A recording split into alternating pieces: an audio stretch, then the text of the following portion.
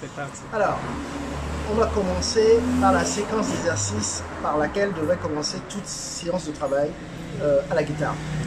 Donc, on va commencer d'abord par les notes liées. Donc, on attaque à partir du Mi de la deuxième case. Et on va faire Mi, Fa, Mi bémol, Fa, Ré, Fa. Ensuite, Mi bémol, Mi, Ré, Mi bémol et Ré, Mi.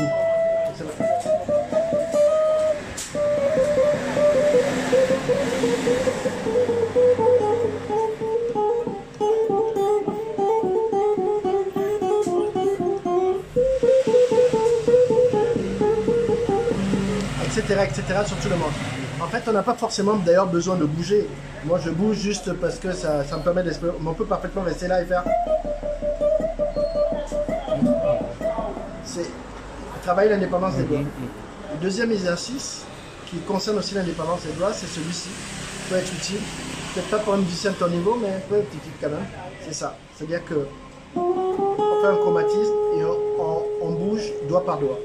On va faire.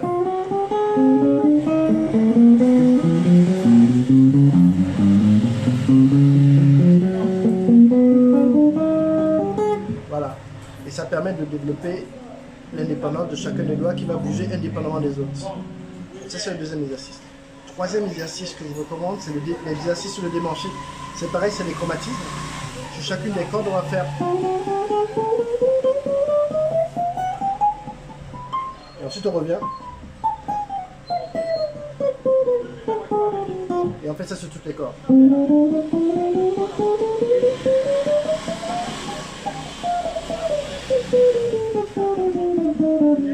Ça permet de développer une vision latérale de la guitare.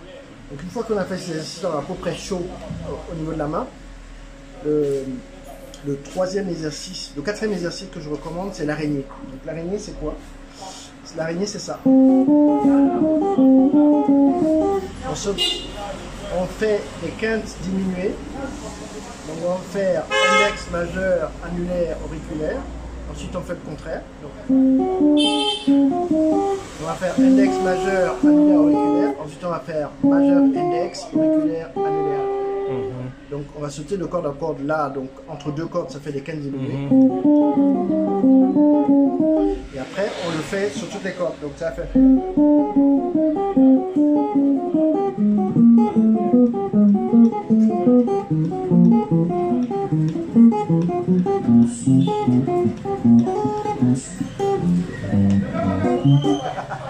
Et donc, ça permet de développer les extensions de ces cartes. Et le cinquième exercice, et là, on a fini sur l'échauffement, c'est les notes liées, les trilles. Donc le principe, c'est... Alors, faut pas en abuser, mais le principe, c'est quoi? C'est très simple, c'est entre l'annulaire et l'auriculaire.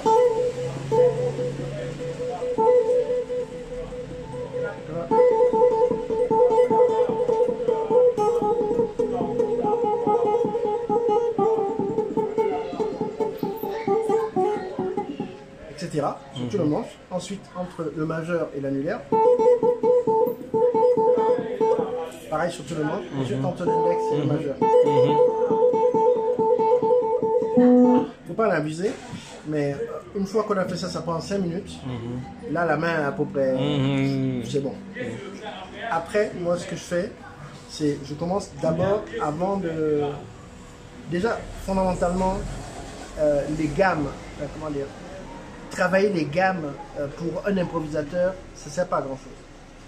Ce qu'il faut travailler, c'est les arpèges et les phrases. Donc, il faut apprendre les phrases par cœur et ensuite les transposer dans toutes les tonalités. Ça, c'est fondamental dans le jazz. Donc, moi, ce que je fais, c'est que je travaille les arpèges. Donc, par exemple, je vais prendre un arpège majeur, je vais le prendre en Do, ensuite en Fa.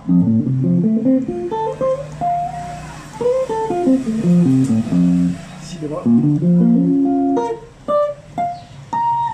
etc., sur tout le monde, par carte. Donc, je vais faire Do, Fa, Si bémol, Mi bémol, La bémol, Ré bémol, Fa dièse, Si, Mi, La, Ré, Sol. Ça, c'est pour l'arpège majeur. Ensuite, l'arpège mineur.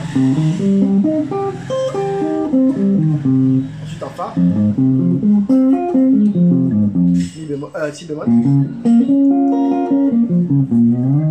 etc. etc. Ça, c'est l'arpège mineur. Ensuite, l'arpège septième. Donc, Do, Mi, Sol, Si bémol. Ou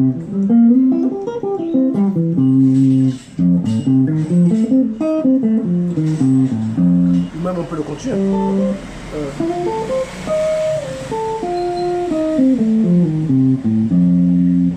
Pareil sur tout le manche.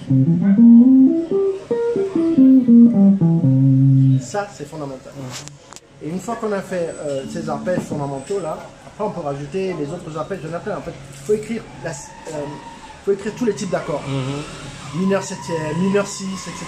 Et travailler tous les arpèges et tous ces accords là, sur tous les manches, dans toutes les tonalités, en bougeant par cap. Jusqu'à ce que ça devienne un automatisme. Pourquoi on fait ça? C'est parce que fondamentalement, quand on va prendre une grille, par exemple si on prend Blue Bossa, donc Blue Bossa c'est Do mineur.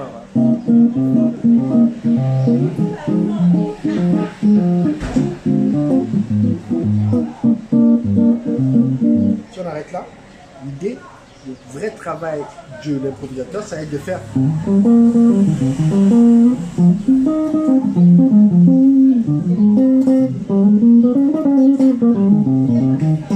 c'est que des arpèges. Et c'est que ça qu'il faut travailler. Et il faut travailler une grille jusqu'à ce qu'on sache le faire partout. C'est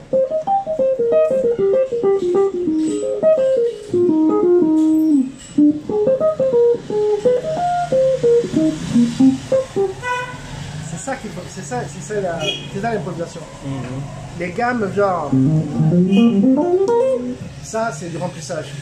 Mais la vraie improvisation va être là, parce qu'après il va falloir pouvoir sélectionner les notes, donc pas jouer tout l'arpège, mais juste ça par exemple.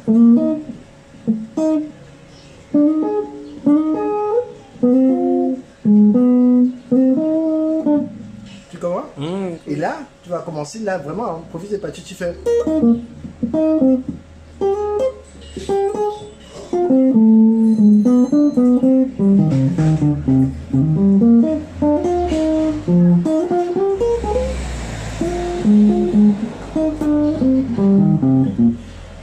Sur les arpèges, et ça suffit. Tu n'as pas besoin de... Et justement, pour arriver à faire ça, tu te limites. Tu vas faire, juste par exemple, tu vas dire, je fais que les tierces et les quintes. Il faut faire...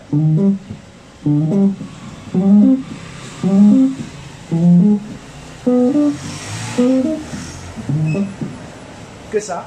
Après, tu dis, je vais faire les septièmes et les septièmes et les tierces à l'octave. Tu vas faire...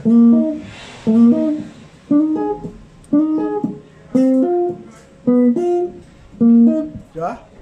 Et au bout d'un moment, ça te donne une vision harmonique des thèmes qui va te permettre de improviser dans quelle que soit la situation où tu es. L'essentiel, c'est que tu saches la note de départ et la note d'arrivée de ta phrase et tu vas construire la phrase parce que tu as la vision harmonique. Et le truc le plus important en travaillant les morceaux, donc tu peux par exemple commencer avec Blue Bossa, c'est qu'il faut répéter la progression jusqu'à ce qu'elle chante dans ta tête pendant que tu joues. C'est-à-dire que moi, quand j'improvise là-dessus, en fait, j'entends ça. J'entends quelqu'un qui est en train de me faire ça. Pendant que je suis en train d'improviser. Et en fait, il faut arriver à ça. Donc tu le répètes jusqu'à ce que tu en puisses plus. Genre...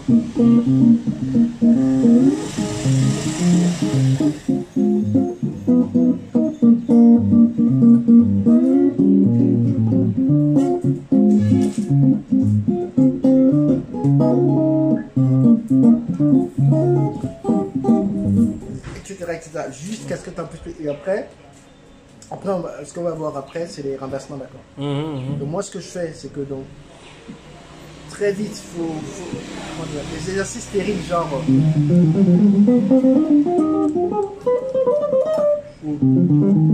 les gammes pures, franchement, il faut les faire quand on apprend l'instrument. Mais après, ce qui importe, c'est les arpèges, apprendre des phrases et internaliser les progressions. Donc pour la prochaine fois, juste Blue Bossa à mort et les arpèges de Blue Bossa. D'accord.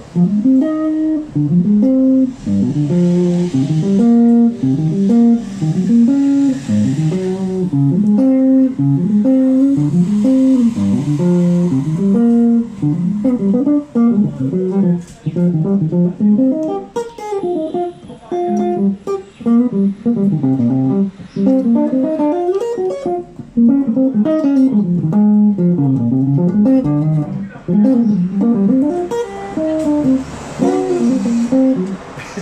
c'est que les arpèges, tu vois. Voilà. Ça va? Cool. Ça va, C'est bon? c'est bon.